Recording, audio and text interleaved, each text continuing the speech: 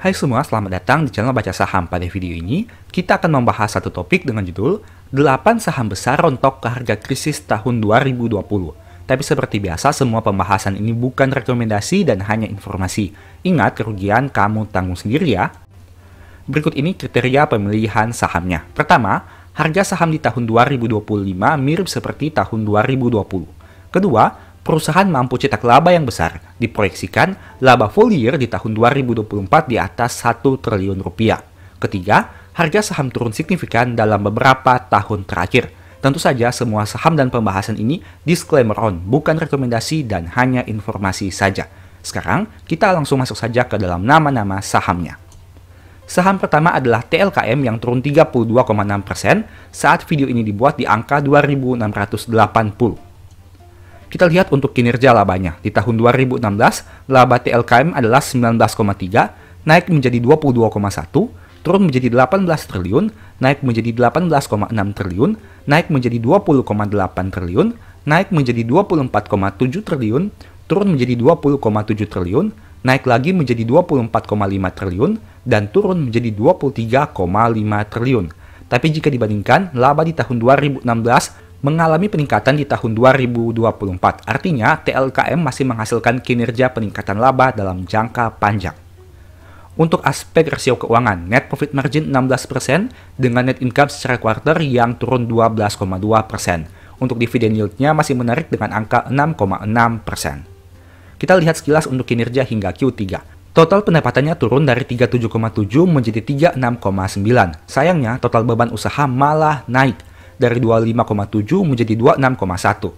Hal itu menyebabkan laba usahanya turun dari 11,9 menjadi 10,8. Kesimpulannya, laba bersihnya turun dari 8,5 menjadi 7,5 triliun rupiah. Untuk harga saham, kamu bisa lihat di sini, saat video ini dibuat, harga saham di angka 2.680 mirip seperti harga saham di tahun 2020 saat terjadi krisis ekonomi. Dan sekarang kita bandingkan dari sisi valuasi PBV-nya. Saat video ini dibuat, PBV 1,96 kali. Di tahun 2020, PBV-nya masih berkisar di angka 2 kali. Artinya terjadi penurunan PBV dan berarti ekuitas perusahaan mengalami peningkatan. Untuk aspek probabilitas, harga saham TLKM turun sekitar 16,6%. Penurunan ini ternyata lebih rendah dibandingkan penurunan harga saham di tahun 2024 yang turun hingga 31%. Itu artinya kinerja saham Telkom di tahun 2024 lebih buruk dibandingkan tahun 2020. Untuk aspek historical dividend bisa dilihat di sini, dividen perusahaan mengalami peningkatan di mana di tahun 2020 154, di tahun 2024 menjadi Rp178 per lembar saham. Saham kedua INTP yang turun 65% dan saat video ini dibuat di angka 6.300. Kita lihat untuk kinerja labanya. Di tahun 2016, laba INKP adalah 3,8, turun menjadi 1,8, turun lagi menjadi 1,1, naik menjadi 1,8, turun sedikit menjadi 1,80, turun lagi menjadi 1,78, naik menjadi 1,84, naik lagi menjadi 1,95, dan turun lagi menjadi 1,4. Nah, kita lihat di sini, untuk kinerja di tahun 2016, labanya lebih tinggi dibandingkan tahun 2024, sehingga mungkin hal itu yang menyebabkan kenapa labanya turun signifikan. Untuk rasio keuangan, gross profit margin 34,3%, net profit margin 11,9%. Net income secara kuartal masih tumbuh 9,2%, sayangnya dividen yield tidak menarik dengan angka yang hanya 1,43% saja. Untuk kinerja hingga Q3, total pendapatan perusahaan sebenarnya masih tumbuh dari 4,9 menjadi 5,1. Begitu juga dengan total beban pokok penjualannya. Nah, untuk laba kotornya juga masih bisa naik dari 1,6 menjadi 1,7 di Q3 tahun 2024. Kesimpulannya, di Q3 sebenarnya laba perusahaan masih tumbuh dari 569 menjadi 621. Untuk harga saham, kamu bisa lihat di sini, harga saham saat video ini dibuat di angka 6.300, bahkan lebih rendah dibandingkan harga saham saat terjadi krisis di tahun 2020 yang masih berkisar di angka sekitaran Rp10.000. Kini hanya 6.300. Apakah hal itu mungkin karena terjadi penurunan laba yang signifikan untuk beberapa tahun terakhir? Bahkan laba di tahun 2020 dengan angka 1,8 lebih besar dibandingkan laba di tahun 2024 yang diproyeksikan 1,4 saja. Untuk aspek historical PBV, PBV saat video ini dibuat di angka 1,09 dan PBV di tahun 2020 sekitar 1,7. Untuk aspek PBV juga mengalami penurunan yang artinya ekuitas perusahaan mengalami peningkatan. Nah, apakah ini merupakan hal yang menarik atau tidak? Silahkan kamu pertimbangkan sendiri. Untuk aspek probabilitas di tahun 2020, INTP turun 25%, sedangkan di tahun 2024 INTP hanya turun 21%. Memang penurunan harga saham di tahun 2020 lebih besar, yaitu 25%. Tapi jika kamu lihat, sejak tahun 2020 hingga tahun 2025, harga saham perusahaan ini konsisten mengalami penurunan setiap tahunnya. Untuk aspek dividen, sayangnya, saham ini tidak menarik dari aspek dividen, terlihat dari pembagian dividen per share yang mengalami penurunan dalam 2 tahun terakhir. Saham ketiga, TKIM, dengan harga saham yang turun 48% selama 5 tahun terakhir. Untuk kinerja labanya, di tahun 2016 mencetak laba 103, naik menjadi 370, naik menjadi 3.500, turun menjadi 2.300, turun lagi menjadi 2.000, naik menjadi 3.500, naik menjadi 7.200, turun menjadi 2.600, dan turun lagi menjadi 2.000. Kesimpulannya, laba dalam jangka panjang sebenarnya masih mengalami peningkatan, apalagi jika membandingkan laba tahun 2016 dan laba tahun 2024. Untuk rasio keuangan, gross profit marginnya 9,4%, net profit marginnya minus 65%, dengan net income yang minus 277%. Untuk aspek dividen juga sangat tidak menarik dengan angka yang hanya 0,4% saja. Kita lihat kinerjanya di Q3. Total pendapatan mengalami penurunan dari 4,2 menjadi 3, begitu juga dengan beban pokok penjualannya, dan mengakibatkan laba kotor turun dari 546 menjadi 285. Nah, ada juga hal menarik yang bisa kamu lihat di sini. Adanya beban lain-lain yang naik sangat signifikan, sehingga menyebabkan laba bersihnya mengalami kerugian, yaitu minus 1974, dari yang awalnya di tahun 2023, plus 1110. Pertanyaannya, apakah hal inilah yang menyebabkan kenapa saham ini mengalami penurunan yang signifikan? Jika dilihat dari harga sahamnya, harga saham saat video ini dibuat bisa dikatakan mirip seperti tahun 2020 dengan angka 5.850. Tapi ingat, di tahun 2020 harganya bahkan pernah turun di bawah angka Rp5.000.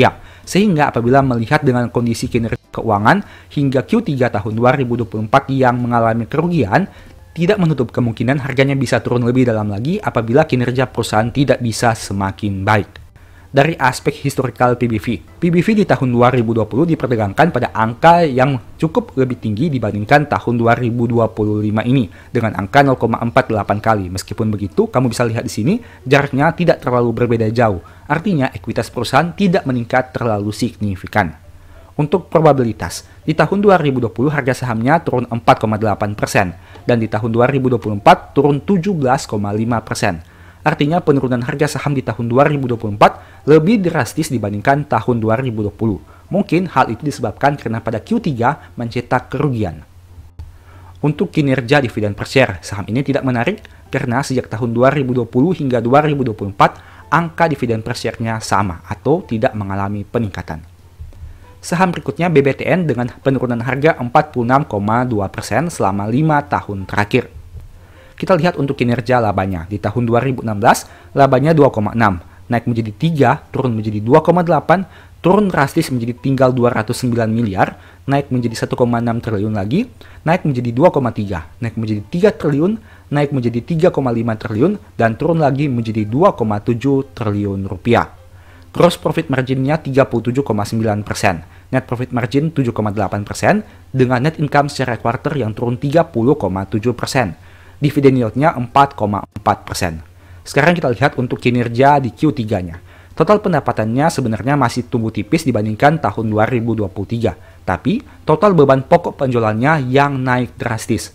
Hal itu menyebabkan laba kotornya tidak bisa tumbuh dari 3,6 turun menjadi 2,8 dan berakibat pada laba bersih yang turun dari 838 menjadi 581. Untuk harga saham saat video ini dibuat di angka 1120 dan mirip seperti tahun 2020. Tapi ingat, di tahun 2020 harga saham BBTN pernah turun hingga di bawah Rp1.000. Untuk historical PBV, bisa dilihat di sini, di tahun 2020 PBV-nya bahkan pernah turun di bawah 0,4 kali, dan saat ini 0,49 kali. Artinya PBV-nya mengalami peningkatan. Dengan harga saham yang sama, apakah menurut kamu hal ini menarik, atau justru harus diwaspadai? Untuk probabilitas di tahun 2020, harga saham BBTN turun 19,7%, dan di tahun 2024 turun 8,8%. Itu artinya penurunan harga di tahun 2024 lebih kecil dibandingkan tahun 2020. Tapi ingat, sejak tahun 2018, harga saham BBTN konsisten turun dari tahun ke tahun, sehingga hal itu harus menjadi pertimbangan khusus. Untuk aspek dividen per share saham ini tumbuh signifikan di tahun 2024 jika dibandingkan dengan tahun 2020, dan itu artinya cukup menarik dari aspek dividen, meskipun secara yield tidak sebesar bank-bank buku 4 lainnya. Saham berikutnya, BDMN, dengan penurunan harga 34,2% selama 5 tahun terakhir. Kita lihat untuk kinerja net income-nya. Di tahun 2016 mencetak laba 2,6, naik menjadi 3,6, naik jadi 3,9, naik jadi 4 triliun, turun menjadi 1 triliun, naik menjadi 1,5 triliun, naik menjadi 3,3 triliun, naik menjadi 3,5 triliun, dan diproyeksikan di tahun 2024 turun menjadi 3,1 triliun. Untuk rasio keuangannya, gross profit margin 67% dengan net profit margin 15%. Net income-nya juga masih turun secara kuarter, yaitu sekitar 16,7%. Dan untuk dividen yield-nya cukup menarik dengan angka 4,9%. Untuk kinerja di Q3, total pendapatannya masih tumbuh dari 5,1 menjadi 5,7. Begitu juga dengan beban pokok penjualannya. Tapi untuk laba kotornya ternyata masih tumbuh tipis, dari 3,85 menjadi 3,88. Sayangnya, laba bersihnya turun dari 1,09 menjadi 0,90 di Q3 tahun 2024. Kenapa hal itu bisa terjadi? Silahkan kamu bedah lagi laporan keuangannya untuk memastikan detail kenapa bisa terjadi seperti itu. Untuk harga sahamnya, saat video ini dibuat di angka 2.530 dan di tahun 2020 mirip seperti harga di tahun 2025. Tapi ingat, dulunya harganya pernah turun bahkan di bawah Rp2.000. Sehingga tidak menutup kemungkinan hal itu bisa terjadi lagi.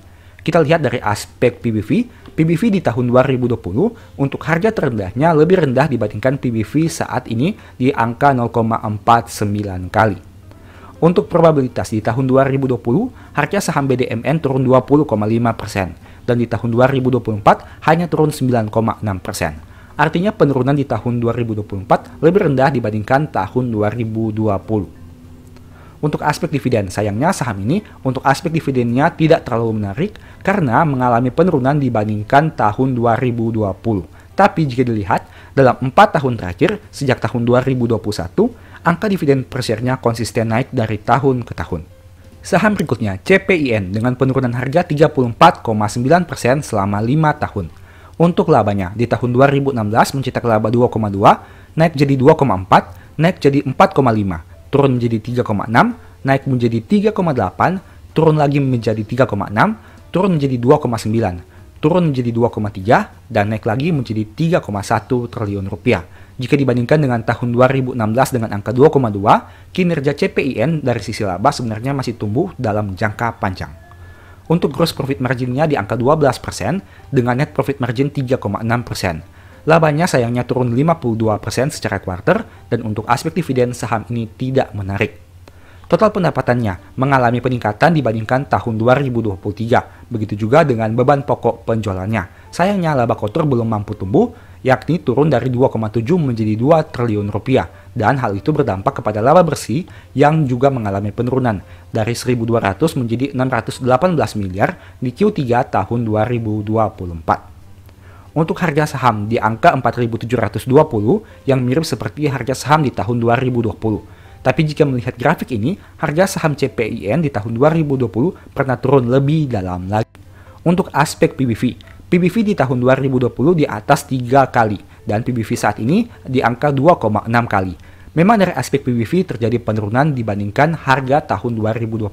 Tapi ingat, PBV 2,6 kali ini masih cukup tinggi jika dibandingkan dengan saham-saham lain yang mempunyai laba dan ekuitas lebih besar dari CPIN.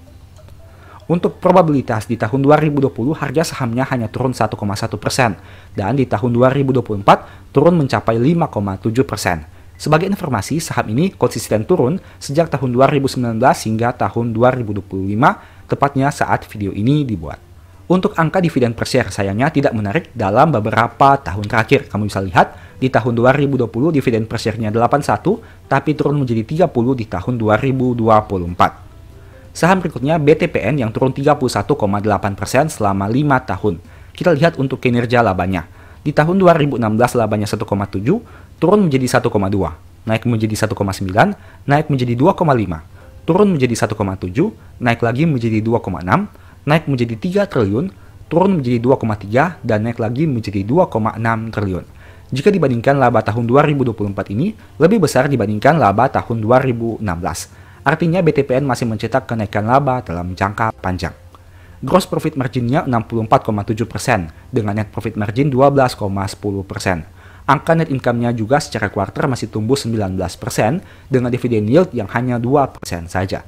Total pendapatannya mengalami kenaikan yang signifikan dari 4,7 menjadi 6,2, dan laba kotornya juga tumbuh dari 3 menjadi 4 triliun rupiah. Kesimpulannya, laba bersih masih tumbuh dari 708 miliar menjadi 879 miliar di Q3 tahun 2024. Untuk harga saham, saat video ini dibuat di angka 2.210, dan angka itu mirip seperti tahun 2020. Tapi ingat, di tahun 2020, BTPN pernah turun hingga di bawah angka Rp2.000. Aspek PBV BTPN di tahun 2020 dan tahun 2025 ini bisa dikatakan tidak terlalu berbeda jauh, dengan angka yang hanya 0,50 kali. Nah, untuk aspek probabilitas di tahun 2020, harga sahamnya turun 4,3, tapi di tahun 2024 turun mencapai 15,8%. Artinya penurunan di tahun 2024 lebih tinggi dibandingkan tahun 2020. Untuk aspek dividen per share, angka dividen per share-nya tidak terlalu menarik karena cukup fluktuatif dalam beberapa tahun terakhir, bahkan terlihat mengalami penurunan, dan juga tidak konsisten bagi dividen dalam beberapa tahun ini. Saham berikutnya POWR yang turun 29,5% dalam 5 tahun. Kita lihat kinerja labanya. Di tahun 2016 labanya 1,3, naik jadi 1,4, turun menjadi 1,1, naik menjadi 1,5, turun menjadi 1, naik menjadi 1,2, turun menjadi 1,13, naik menjadi 1,18, dan naik lagi menjadi 1,46 di tahun 2024. Untuk rasio keuangannya, gross profit margin 24% dengan net profit margin 30,7%. Net income-nya naik 60,2% secara kuarter, dan dividen yield-nya mencapai 10,4%. Angka dividen yield ini harus kamu validasi lagi dengan melakukan perhitungan manual. Untuk kinerja Q3, total pendapatannya sayangnya mengalami penurunan dari 2,2 menjadi 1,7.